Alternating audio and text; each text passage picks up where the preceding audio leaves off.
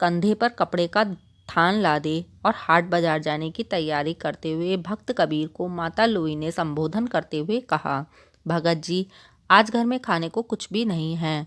आटा, नमक, दाल, चावल, गुड़ और शक्कर सब खत्म हो गए हैं। शाम को बाजार से आते हुए घर के लिए राशन का सामान लेते आइएगा।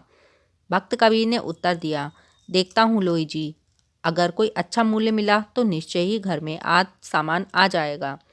माता बोली, अगर कीमत अच्छी ना भी मिले तब भी इस बुने हुए थान को बेचकर कुछ राशन ले आना। घर के बड़े बूढ़े तो भूख बर्दाश्त कर लेंगे, पर बच्चे अभी छोटे हैं, उनके लिए तो कुछ ले ही आना। बाजार में कबीरदास को किसी ने पुकारा, वाह साईं, कपड़ा तो अच्छा बुना है और ठोक भी अच्छी लगाई है। तेरा परिवार बसता रहे। ये फकीर ठंड में कांप कांप कर मर जाएगा। दया के घर में आ और रब के नाम पर 2 चादरे का कपड़ा इस फकीर की झोली में डाल दे।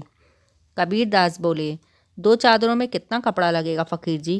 फकीर ने जितना कपड़ा मांगा। इत्तेफाक से भक्त कबीर के पास उतना ही कपड़ा था। कबीर ने पूरा थान उस फकीर को दान कर दिया। दान करने के बाद जब कबीर घर लौटने लगे तो उनकी आंखों के सामने माँ, बाप, छोटे बच्चे के भूखे चेहरे नजर आने लगे। फिर उन्हें लोई जी की कही हुई बात याद आई कि घर में खाने की सारी सामग्री खत्म हो गई है। दाम कम भी मिले तो भी बच्चों के लिए तो कुछ ले ही आना। अब दान तो क्या, थान भी दान दिया जा चुका था। भक्त कबीर जी गंगा के तट पर आ गए। जैसी मेरे राम की इच्छा, जब सारी सृष्टि का सार खुद ही करता है तो अब मेरे परिवार का सार भी वो ही करेगा। अब भगवान कहाँ रुकने वाले थे। भक्त कबीर ने सारे परिवार की जिम्मेदारी अब उनको जो दे दी थी। भगवान ने भक्त कबीर की झोंपड़ी का दरवाज़ा खटखटाया। माता ने पूछा, कौन है? कबीर का घर यही है ना? बाहर से आवाज़ आई। माता लोई बोली, लेकिन आप कौन? उन्होंने कहा, सेवक की क्या पहचान होती है भक्तानी? जैसे कबीर राम का सेवक, वैसे ही कबीर का मैं सेवक हूँ। ये राशन का सामान रखवा लो। माता ने दरवाज़ा पूरा खोल दिया। इतना राशन घर में उतरना शुरू हुआ कि घर में लोगों के रहने की जगह ही कम पड़ गई। इतना सामान कबीर जी ने भेजा है? मुझे नहीं लगता। माता ने लोई से पूछा। भगवान जी ने कहा, हाँ भक्तानी, आज कबीर का थान सच्ची सरकार ने खरीदा है। जो कबीर की सामर्थ्य थी उसने भुगतान कर दिया और अब जो मेरी सरकार की सामर्थ्य है वो चुकता कर रही है। जगह और बना, सब कुछ आने वाला है भगत जी के घर में। शाम ढलने लगी थी और रात का अंधेरा अपने पाँव पसारने लगा था। सामान रखवाते रखवाते लोई भी थक चुकी थी। नीरू और नीमा घर में अमीरी आते हुए देखकर खुश थे। कमल और कमाली कभी बोरे में से शक्कर निकाल के खाते तो कभी गुड़, कभी मेवे देखकर मन ललचाते और झोली भर भर कर मेवे लेकर बैठ जाते। उनके बालमन अभी तृप्त नहीं हुए थे। भक्त कबीर अभी तक घर नहीं आए थे, पर सामान आना अभी तक जारी था।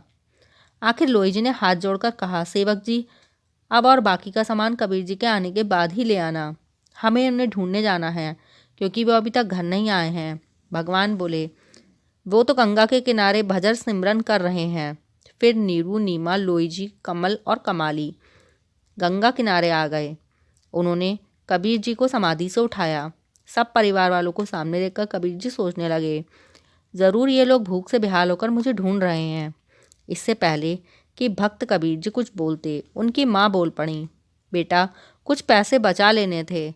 अगर थान अच्छे भाव बिक गया था तो सारा सामान तूने आज ही क्यों खरीद कर भेजा घर? भक्त कबीर कुछ पल के लिए विस्मित हो गए। फिर उन्होंने सबके खिलते हुए चेहरे देखे। उन्हें एहसास हो गया, जरूर मेरे राम ने कोई खेल कर दिया है। लोई जी ने शिकायत की, अच्छी सरकार को आपने थान बेचा और वो तो सामान घर में फेंकने से रुकता ही नहीं था। पता नहीं कितने वर्षों तक का राशन दे गया। उससे मिन्नत कर करके रुकवाया, बस कर। बाकी कबीर जी के आने के बाद उनसे ही पूछ कर कहीं रखवाएंगे। भक्त कबीर जी हंसने लगे और बोले, लोई जी, वो सरकार है ही ऐसी, जब देना शुरू करती है तो सब लेने लेने वाले थक जाते हैं। उनकी बख्शीश कभी भी ख़त्म नहीं होती। उस सच्ची सरकार की तरह सदा कायम रहती है। तभी तो कबीरदास जी ने लिखा है, कमी तो सिर्फ हमारे अंदर ही है। हमें अपने सद्गुरु पर पूरा विश्वास ही नहीं है। यदि हम अपने सद्गुरु पर पूरा विश्वास रखेंगे तो हमें कभी भी किसी तरह की कोई कमी नहीं रहेगी।